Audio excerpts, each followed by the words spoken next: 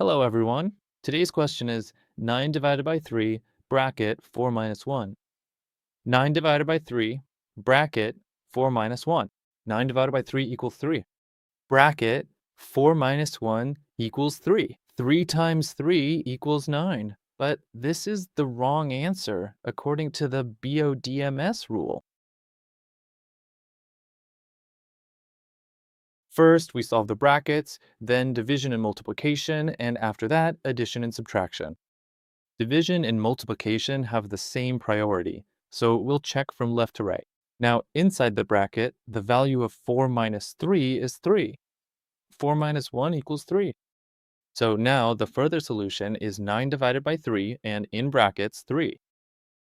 Now 9 divided by 3, remove the brackets, multiply by 3. Now, if we check from left to right, first the division will be solved, and after that, multiplication will be solved.